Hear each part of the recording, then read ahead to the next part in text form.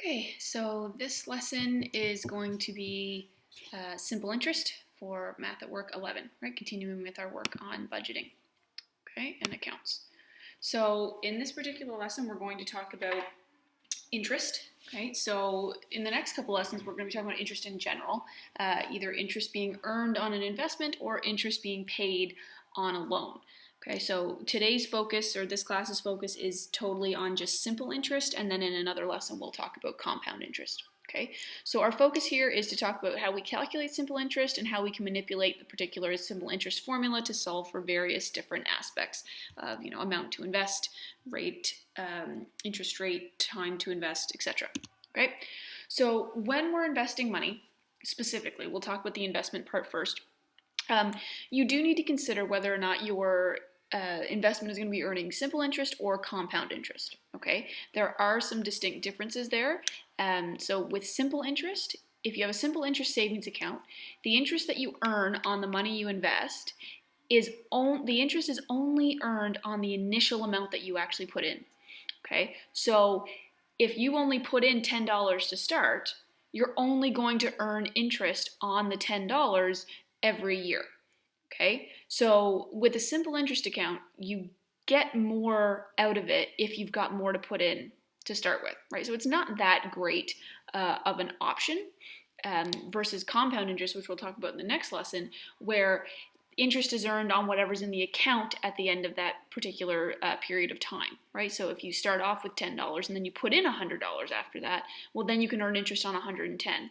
And then if you put in another 50, well, then you can earn interest on 160, right? Whereas with simple interest, whatever you put in to start with, that's what you're earning interest on, and that's it. Okay, so it becomes like a consistent amount that you can kind of bank on, really, where if okay, well, I invested this much money and I'm going to earn 10% on it every single year, it's going to be the same every year, right? Even though the investment is growing, the interest is only being earned on what you initially put in.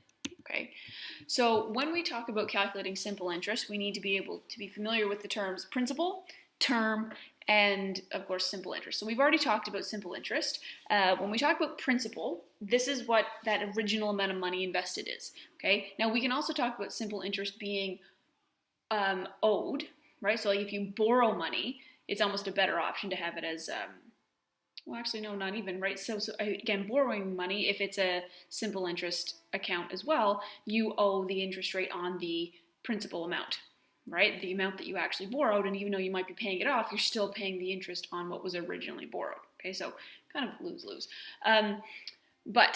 So when we talk about principal, it's the initial amount that you put in the investment, or it's the amount that you've actually borrowed. Okay, when we talk about a term, we're talking about the length of time over which money is invested or borrowed. Okay, with simple interest, we'll always be dealing with terms in terms of years. Okay, simple interest is always calculated in terms of years. It's compound interest that we'll start dealing with investments where we're looking at biweekly or daily interest rates or monthly interest rates, that kind of thing. Okay, so again, simple interest is the interest calculated on a percentage of the principal. Okay, so whatever the principal amount of money invested is, that's what we're going to earn interest on, and that's simple interest. Okay, so simple interest has a nice little formula. Okay, so the formula that we use to calculate the interest earned or due on a loan payment is given by the following formula. I is equal to PRT. So these are all being multiplied together. Okay, so I is equal to P times R times T. So I represents the interest that you've earned on an investment or the interest that you owe on a loan. And you're going to calculate the amount of interest by taking the principal, right? So the principal amount you invested or you borrowed. You're going to multiply it by the interest rate as a decimal. Okay, so if something says it's a 5% interest rate, you need to convert that 5% into a decimal by dividing it by 100, right? So 5% divided by 100 would be 0.05. Right? So you take your principal, you'd multiply it by your interest rate that you've turned into a decimal, and then you'd multiply it by the term of the loan. And like I said, with simple interest, this will always be in years. Okay, so however many years you have invested or however many years you've got the loan taken out for, that's the value of T there. Okay, and then you just multiply all those together. Okay. If you're then trying to calculate the total value of either what you owe on an account or what you have in an account, right, of your investments, you just have to take your principal amount and then add the interest that you've earned. Okay. So again, if we've invested $500 and then we realize we've earned $20 in interest, well, then the future value of our investment, right, after a period of time is that the sum of those two values. Okay, or if you borrowed $1,000 and the interest that you owe on it is $100, then you add them up and you now owe $1,100 total. Okay, so in that case, A is the future value of the investment, or sometimes considered even the current value, right? What is it after a period of time, right? P is that initial amount that you invested, and I is the interest earned. And then you calculate I by using the formula that was on the last slide. Okay, you can also just kind of put it all into one formula here, because I, we defined last slide as I is equal to PRT.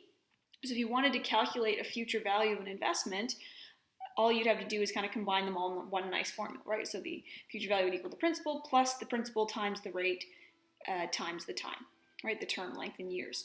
And if you're, mathy and you want to kind of simplify this equation a little bit, you can realize that there's a P in both of these terms. We can factor the P out, and then P times 1 is P, and P times RT is PRT, and you get the same equation.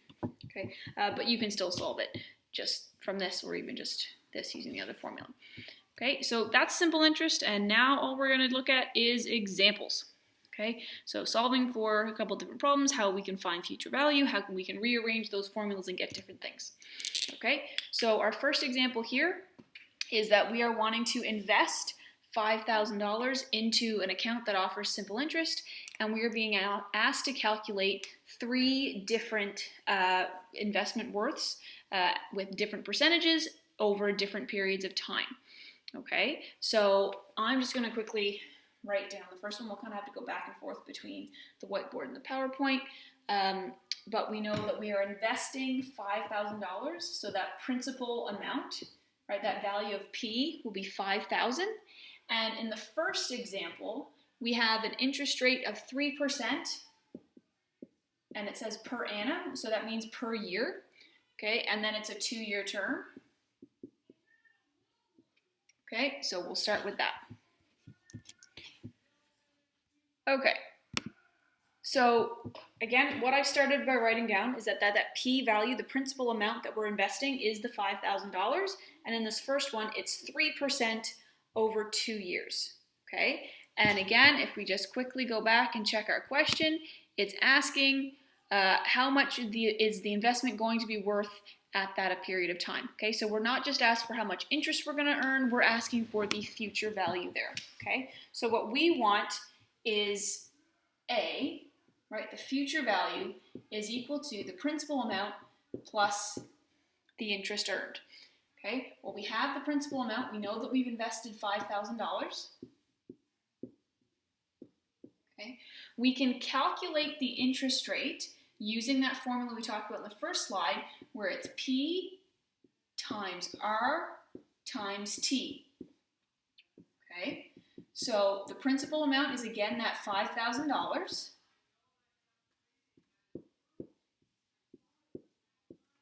The value of R is the interest rate put as a decimal. So we see that this is 3%. So to put that in as a decimal, we divide 3% by 100, and that gives us 0.03. That's what's going in as the value of R. And then T is the length of time that you've had the investment in there in years, and this is in 2 years, so we'd multiply that by 2. Okay, so we've got that principal amount, that 5,000. We calculate the interest earned by multiplying all these together, 5,000 times 0.03 times 2. That gives me $300, so that means the interest earned on this particular account is $300, which means after the 2 years, you've got $5,300 in the account. Okay, so that's the first one for A. Okay, all right, let's take a look at B. Okay, so B is a slight change, right? You're still investing that $5,000. Okay, It's just now that the interest rate has changed. Okay, it's now 3.75% per annum, or per year. Okay, and it's been invested over 4 years. So we should already, in terms of our estimations, think, well, this is going to have to be a bigger value because it's got a higher interest rate and over a longer period of time. Okay, but again, we can just go and calculate that using that same formula. Okay, so A is equal to P plus the interest rate, right? Or interest earned, sorry. Interest earned is done by doing the principal times the rate as a decimal times the amount of time in years. So then we can plug in all these values. So P is 5,000. And then for this part, it's 5,000 times the interest rate as a decimal. So we divide this by 100 and it becomes 0.0375. And then multiply it by the amount of time in years. So that would be 4. Okay. So again, there's your principal of 5,000. And then we calculate that, right, the amount of interest. So that's 5,000 multiplied by 0.0375 multiplied by 4. So that's going to earn us $750. And then obviously plus our initial amount. So our future value in 4 years of this account is $5,750. Okay? All right, so let's look at the third one and see what changes in that one. So in C here, we see that the interest rate has changed significantly lower, 1.75% per annum or per year. And it's over a 15-month term. All right, so what is it after 15 months? So again, it's that same idea. Okay, so your future value is your principal plus your interest that you've earned. The interest earned comes from taking the principal, multiplying it by the interest rate as a decimal, multiplying it by the length of time in years. So principal again stays at 5,000, right? In calculating this, I take my 5,000, I multiply it by my interest rate as a decimal, so my 1.75, I divide that by 100 to get 0.0175. And my t value needs to be length of time in years. So since this is given in months, I need to convert it into something into years. So since there's 12 months in a year, I'm going to take my 15 months and divide it by 12. And that's 1.25 years. Okay, so 1.25 is going to go in here. Okay, so just be careful when you're reading those questions, making sure that if it's given in months, you do convert it into years when it comes to simple interest. Okay, so again, your final step here is multiply all these together, 5,000 times 0.0175 times 1.25, and that's a value of 109, and it gets 375 on the calculator, but we're talking money, dollars, and cents, so let's just do 2 decimal places, and we'll call it 38. Okay, and then you're just adding that to that principal of 5,000, and you get your $5,109.38. Okay, so that's how you use the formula in just kind of its most general sense of looking at the question, taking the values that you're given, and putting them into the formula. Okay. What we also want to be able to do is use that same formula to rearrange, right? So kind of work backwards with that formula, do a little bit of algebra to try and figure out other values, right? So that formula works really easy, just kind of plug and chug, providing you're given the interest rate, the length of time, and the principal amount invested.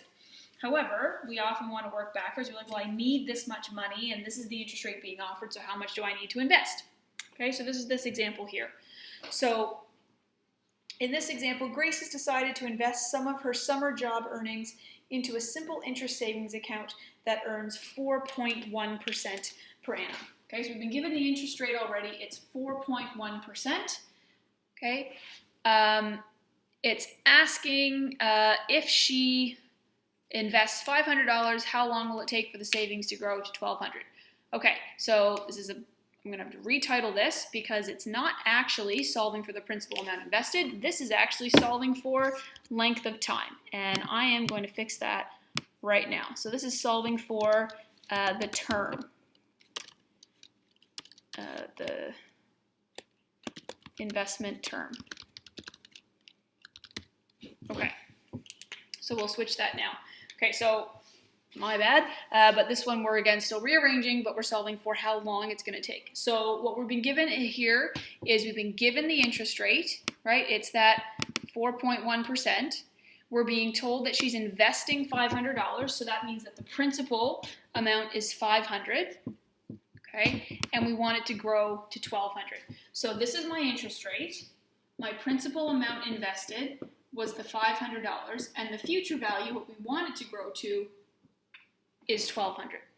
Okay, so again, that formula that we were looking at was a future value is equal to the principal plus the interest earned. The interest earned comes from taking the principal, multiplying it by the interest rate, and multiplying it by the time in years. And then, of course, we add it to the principal and we get the future value. So we have a value here for A. We want it to be $1,200. We have a value here for P, right? We know that it's $500 being invested.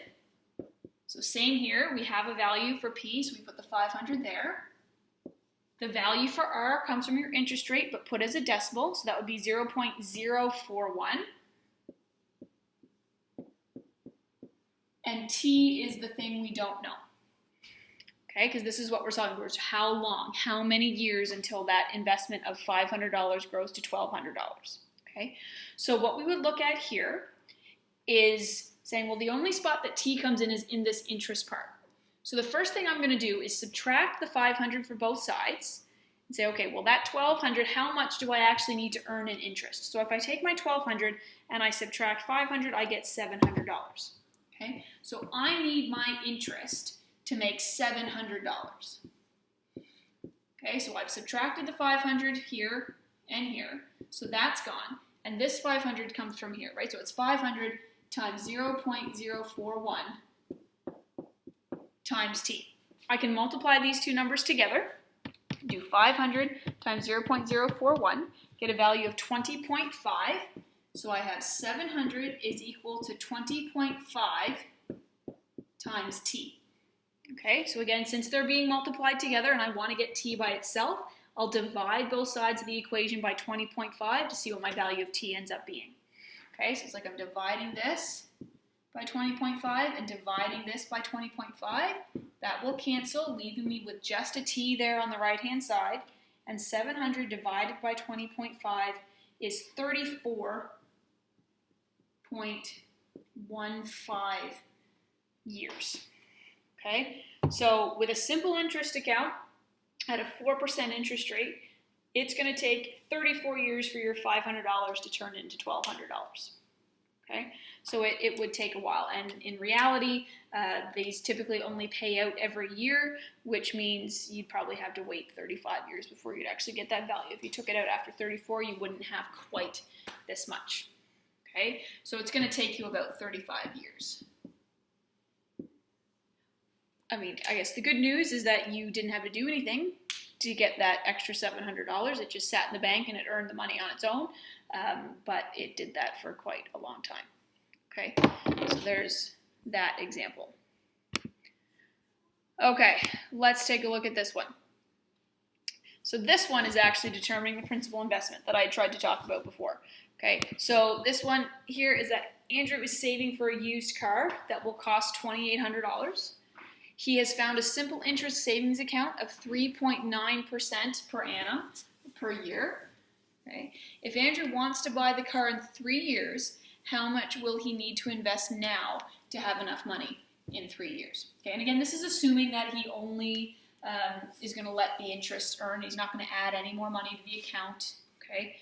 Yes, I realize that Andrew could just pick up a few more shifts at work or just save other money that he gets for birthdays or Christmas or what have you. But let's assume that he just wants to put the money in right now and then do nothing with it for 3 years and have it be ready. Okay, so let's go to that. So again, it's going to cost $2,800. So the future value of the account that we need is we need that account to be $2,800 in the future, so that's the A value. We had that the interest rate was 3.9%. Okay, so the rate was 3.9%, or as a decimal, 0.039, and our term length is 3 years. Okay. All right, so I just wrote that in, right? So the interest rate of 3.9%, which if we divide it by 100, we get the decimal value that we'll use in our formula, and the length of time, right? We've got 3 years to invest, and we want to see, well, what is P, right? How much do we need to invest right now? Okay, so again, remembering that your future value is equal to your principal amount plus your interest rate, right? Your interest that you earn. Well, the interest that you earn comes from the principal times the rate times time.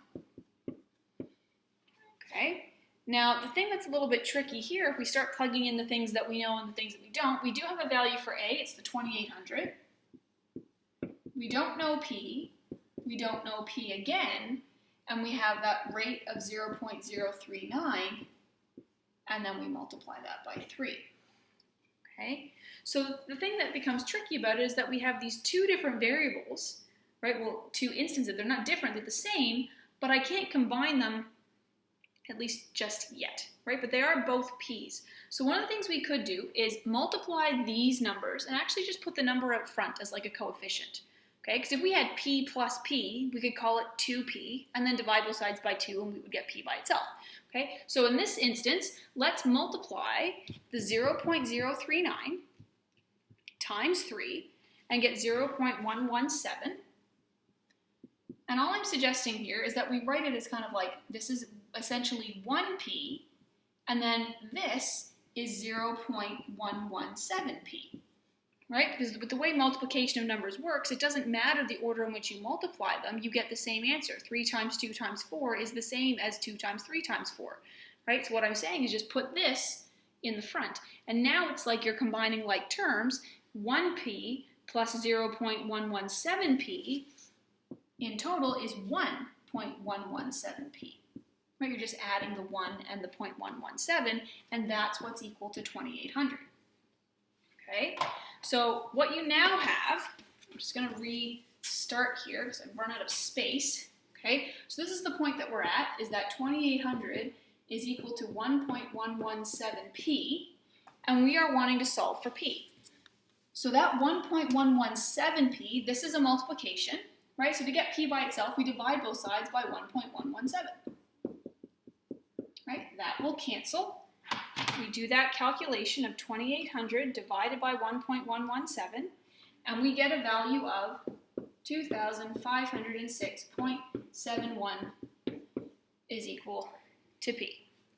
Right? Not that awesome of a deal because we're trying to save up for a $2,800 car, and yet we have to have $2,500 right now in order for it to work up to that amount in simple interest. Okay? So simple interest, again, typically not the way to grow your money the fastest unless you have a big lump sum of money to put in right away.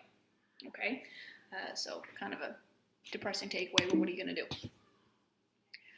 Okay, so I've got one more example that we're going to go through together, then that'll be it, and then I'll have a worksheet that I'd like you to complete on these types of practice problems, and then you'll submit that for kind of a check and some feedback to make sure you're on the right track before we move on to your compound interest stuff. Okay, so in this final one, Blair and Mackenzie's parents invested money for them in a simple interest savings account. They initially invested $2,000, and 18 years later, there was $5,000 in the account. What was their interest rate on the savings account? Okay, so again, go through the question, read what you have, right, and try and identify what of those numbers is the principal, what's the interest, what's the term, what's the future value.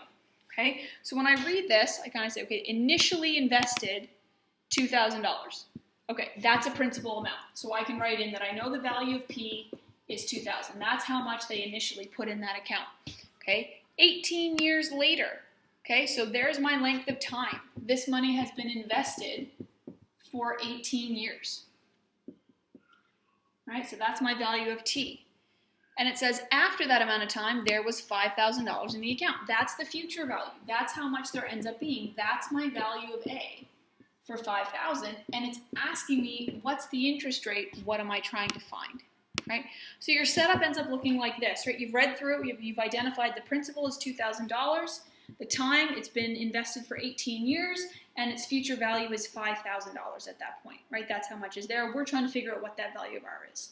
So again, we know it's a simple interest situation, so we set up our simple interest equation, right, where the future value is equal to the principal plus the interest earned, and the interest earned comes from calculating the principal multiplied by the rate as a decimal multiplied by the value of T, the term length in years, right? So we start filling in the things that we know. We know that the future value is 5,000. We know that the principal amount invested was 2,000, which can then be used to go in here as well. The value of R is the thing we don't know, but we do know that the value of T is 18. Okay, so here I can subtract the $2,000 from both sides and just realize, okay, well, if I start with $2,000 and I end up with $5,000, that must mean that the interest earned, or the PRT, has to equal 3,000. Okay, so the 3,000 is equal to the 2,000 times the rate times 18. We're looking to solve for R. I can either multiply these two values, the 2,000 and the 18, together, right, and then divide by whatever that product is, or I can do it in two steps, divide by 2,000 and then divide by 18. Okay, I like to just get these done and out of the way and do what is 2,000 multiplied by 18. It's 3,600. Okay, so it's 2,000 times 18 is 3,600, and that would be multiplied by the R. That's still the unknown, and that's equal to 3,000. Now I divide both sides by the 36,000. Okay, so 3,000 divided by 36,000, and you get a value here of 0.0833 is equal to R. Remember that this is an interest rate, and when we solve for R, this is an interest rate as a decimal. So if I want to say what the interest rate is as a percentage, I need to take this and multiply it by 100 in order to put it as a percentage. So if I take that 0.0833 and I multiply it by 100, I get 8.33%.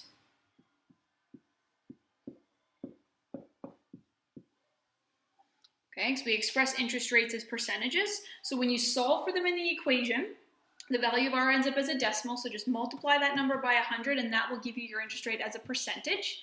Okay, just like how when you're given the interest rate as a percentage in another question, you divide it by 100 to put it in as a decimal into the actual equation itself. Okay, so that's kind of rearranging and solving for the different things, right? So we've solved for the future value, we solved for A, we solved for P, we solved for R, and we solved for T. Right, so we've kind of seen all the different manipulations of the types of questions that you need to be able to do. Okay, so again, finally, all we have here is you will see posted after this video is a worksheet called Simple Interest Questions. These are questions that are going to be similar to the ones we just did together in the video.